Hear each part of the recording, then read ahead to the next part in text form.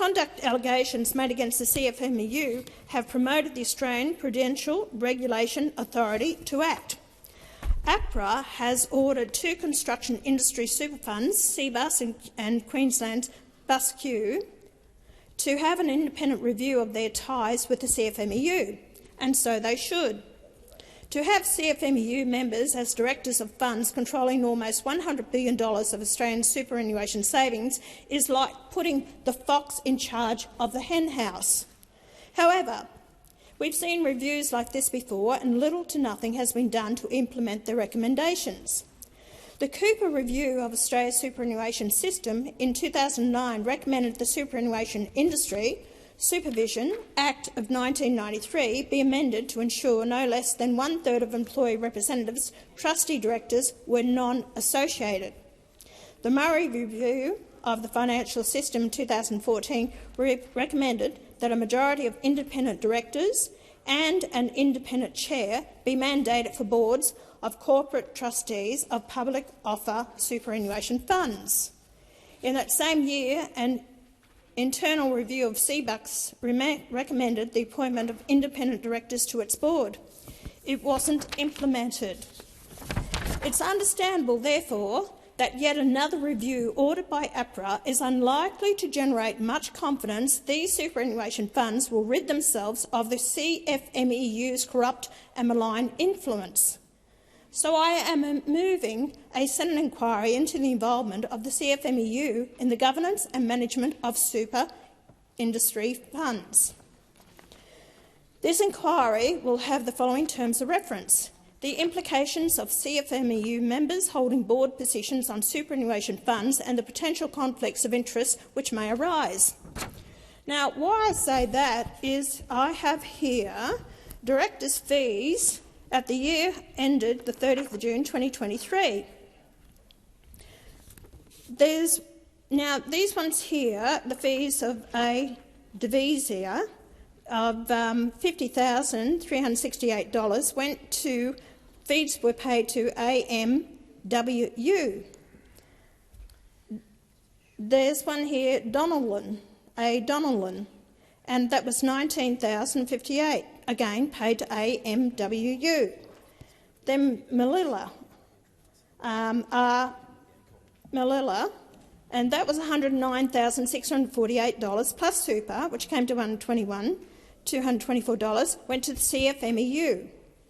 Then we have J. O'Mara, again $114,000 plus super, $818, CFMEU.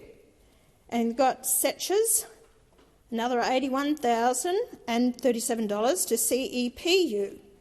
And Wayne Swan, former Treasurer under the Labor government, he received $199,000 plus $20,980, but that was as a director. But then he has been closely associated as a Treasurer with the Labor Party.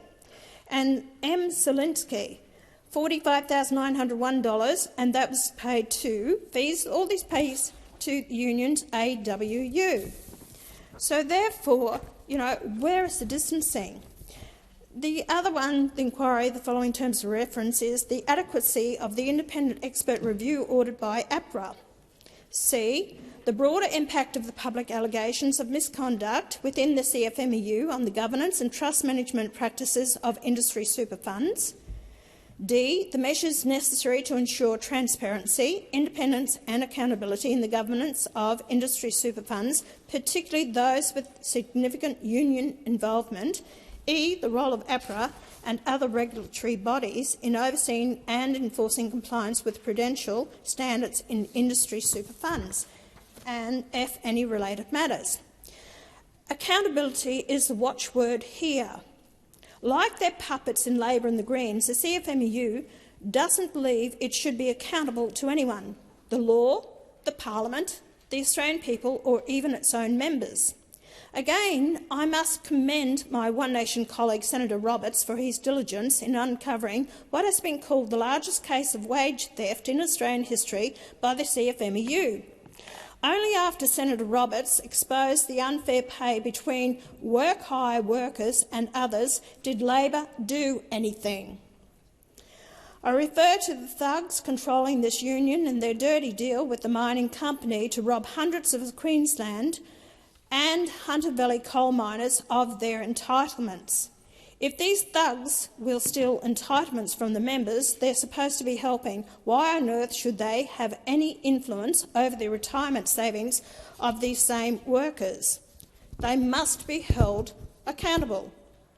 One Nation supports the re-establishment of the Australian Building and Construction Commission and the Registered Organisations Commission to support more accountability.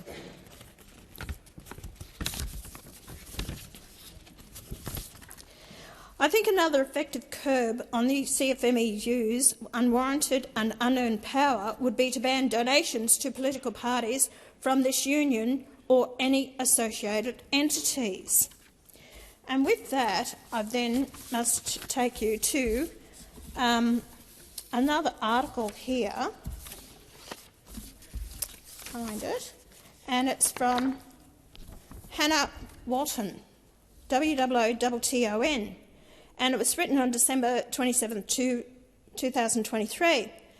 And when I talk about donations to political parties and associated entities, and she said the spending was revealed for the first time in late 2023 as funds were forced to publish itemised disclosures of funds, advertising, pay and political donation spending under tough new transparency laws.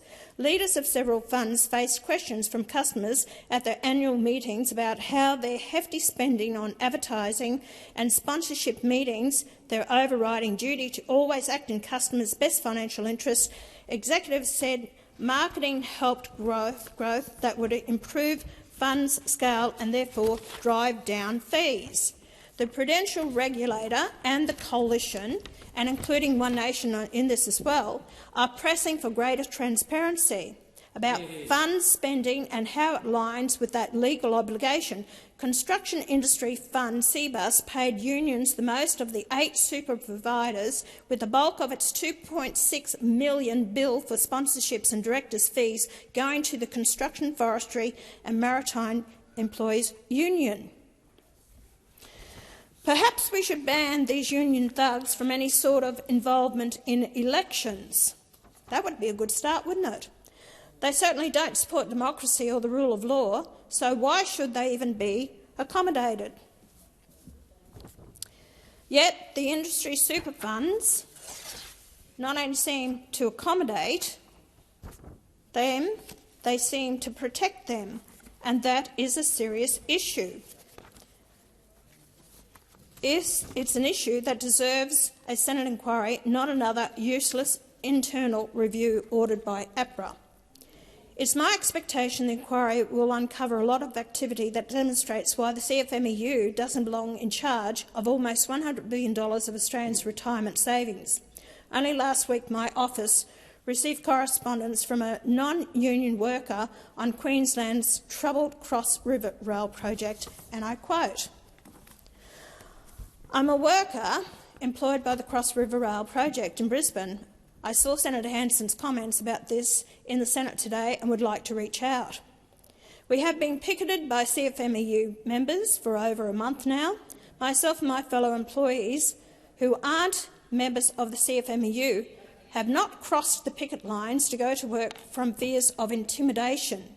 A worker who crossed was attacked at his home only a few weeks ago.